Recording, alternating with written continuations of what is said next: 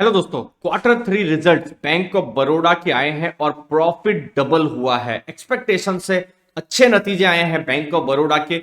इसके बारे में दोस्तों डिटेल में हम लोग डेटा के साथ इस वीडियो में बात करने वाले हैं। सबसे पहले हम बात करते हैं, किसी भी बैंक के लिए जरूरी होता है डिपॉजिट्स होना, और उसमें भी करंट अकाउंट, सेविंग अकाउंट। तो अगर आप दिसंबर 2020 और 21 को कंपेयर करेंगे तो 12.86 मतलब 13% के आसपास ये बढ़ा है। और ये कासा रेशियो किसी भी बैंक के लिए जितना ज्यादा हो उतना अच्छा। क्यों? Current account, saving account bank के लिए बहुत सस्ता पैसा होता है। तो आप देखिए 44.28 है, जो कि पिछली बार 41.20 था। तो फिर ये एक इंक्रीज हुआ है। अगली चीज प्रॉफिट्स के बारे में बता दें, जो हम प्रॉफिट्स में भी हम अलग अलग जगहों में सुन रहे हैं कि प्रॉफिट डबल हुआ है। तो आप देखिए जो अक्टूबर से दिसंबर 2020 था तो 1061 करोड़ का तब का प्रॉफिट था, और इस बार प्रॉफिट है 2197 करोड़ का। मतलब प्रॉफिट्स दुगुने हुए हैं, आप यहां पर देख सकते हैं। इनफैक्ट जो 9 महीने जो रहे हैं प्रॉफिट्स के, आप देख सकते हैं अप्रैल से दिसंबर 2020 और 2021 में 1875 करोड़ से प्रॉफिट लगभग 5,500 करोड़ हुआ है। तो प्रॉफिट्स यहां पर इंक्रीज हुए हैं। अगली चीज है, बैंक्स के लिए इंटरेस्ट इनकम जरूरी है। क्यों? क्योंकि बैंक्स लोन देते हैं, वहीं से इंटरेस्ट है, तो इंटरेस्ट से पैसा कमाते हैं कि नहीं। तो 14% इंटरेस्ट इनकम भी इंक्रीज हुई है, फीस इनकम भी इंक्रीज हुई है। ओवरऑल अगर आप देखें तो एक बहुत बड़ा प्रॉफिट्स में सेविंग अकाउंट, करंट अकाउंट में एक बहुत बड़ा एक जंप है। साथ में हम अगर एनपीए देखें, एनपीए किसी भी बैंक के लिए जितना कम हो उतना अच्छा है। तो ग्रॉस एनपीए 7.25% है। कंपेरेटिवली अगर आप देखें जो दूसरी कुछ बड़ी जो प्राइवेट बैंक्स है या फिर इवन एसबीआई, उनके मुकाबले ये ज्यादा है। लेकिन अगर बैंक ऑफ बड़ौदा का अगर देखें तो उसके हिसाब से ये अच्छा कर रहा है। आरओई 14.37 जो कि बहुत स्ट्रांग है, जो बिल्कुल कहा जा सकता है स्ट्रांग है। तो अगर हम कंपेयर करते हैं, समझ लीजिए इसको एसबीआई के साथ या फिर आईसीआईसीआई बैंक, एचडीएफसी बैंक, तो वो गलत कंपैरिजन रहेगा। बैंक ऑफ बड़ौदा को अगर कंपेयर करना है तो मुझे लगता है सिर्फ बैंक ऑफ बड़ौदा के ही पास्ट के साथ कंपेयर करना चाहिए, और इनफैक्ट हर कंपनी का अपना उस हिसाब से ही कंपैरिजन होना चाहिए। अगली अगली चीज net interest margin. Net interest margin अगर आप देखेंगे डोमेस्टिक में इंक्रीज हुए हैं, अगर आप इंटरनेशनल देखें तो इंक्रीज हुए हैं, और टोटल नेट इंटरेस्ट मार्जिन 3.13% है। तो मार्जिन जो है बैंक ऑफ बड़ौदा के अगर सिर्फ संदर्भ में देखें तो ये इंक्रीज हो रहे हैं। ओवरऑल अगर हम बात करते हैं, यहां पर बहुत सारे नंबर्स हैं, लेकिन यहां पर मैं आपको लोन्स के बारे में बता दूं कि जैसे इंटरेस्ट ऑन एक्सपेंसेस है, अगर आप देखेंगे एडवांसेस जो है, जो लोन्स वो देते हैं, तो उसको अगर आप कंपेयर करते हैं क्वार्टर टू और क्वार्टर थ्री में, अगर आप कंपेयर करते हैं तो ये इंक्रीज हो रहा है। अगर आप ईयर टू ईयर देख रहे हैं तो थोड़ा सा ये कम हो रहा है। तो ओवरऑल यहां पर अगर आप इंटरेस्ट देखें तो इंटरेस्ट भी बैंक कमा रही है।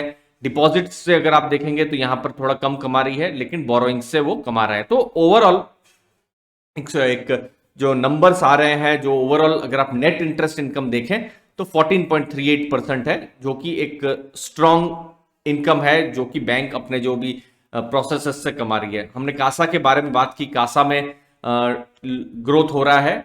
टर्म डिपॉजिट्स में देखें तो बहुत ग्रोथ नहीं हुआ है, तो वो उतना भी खराब नहीं है, क्योंकि टर्म डिपॉजिट्स थोड़ा सा बैंक्स के लिए भी महंगा होता है। तो ओवरऑल अगर आप देखेंगे टर्म डिपॉजिट्स अभी 56% है, जो कि 59% था, और बाकी तो वो अपना deposit, saving account, current account से कमा रहे हैं।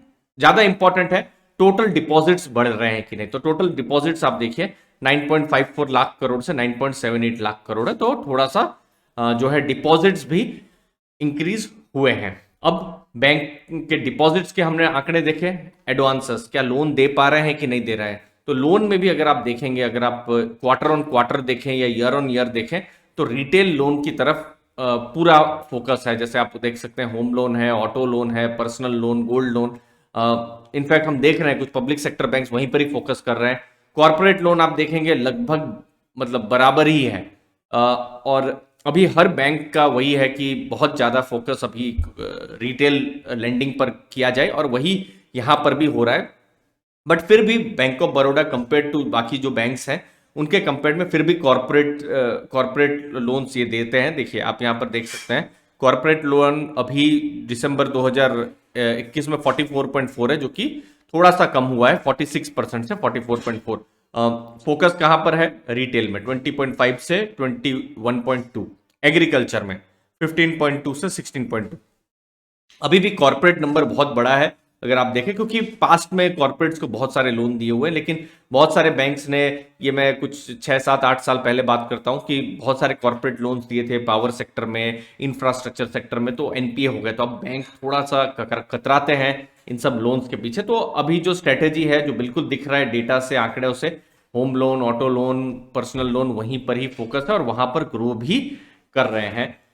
अगली चीज एनपीए। एनपीए कम हो रहे हैं या ज्यादा हो रहे हैं? जितना कम हो उतना अच्छा। तो अभी बिल्कुल लेटेस्ट एनपीए रेशियो अगर आप देखेंगे तो 2.25% है, जो कि 2.83% था Q2 में। तो एनपीए यहां पर कम हो रहा है, जो बिल्कुल देखने को मिल रहा है। नेट एनपीए अभी 16,465 करोड़ के आसपास है।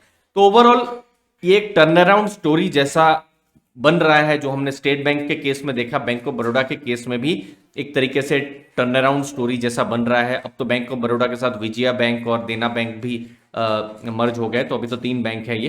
तो यहां पर अब इंतजार रहेगा। इतने अच्छे रिजल्ट्स आए हैं, डबल प्रॉफिट हुआ है, एनपीए कम हुआ है, डिपॉजिट ग्रोथ अच्छा हुआ है। तो यहां पर किस हिसाब से इसकी एनालिसिस होती है, एनालिस्ट लोग क्या कहते हैं, क्या अपग्रेड इसका हो गया है, क्या टर्न अराउंड शुरू हो गया है, बहुत ज्यादा इंपॉर्टेंट रहेगा देखना। Q3 के रिजल्ट्स आए हैं और जो लेटेस्ट जो टारगेट्स आएंगे हम आपके सामने लाते रहेंगे। दोस्तों धन्यवाद आपके टाइम के लिए। ओवरऑल एक डिसेंट रिजल्ट है, लेकिन एनालिस्ट लोग इसको क्या नया टारगेट देते हैं वो भी बिल्कुल हमारी नजर में रहेगा। धन्यवाद आपके टाइम के लिए।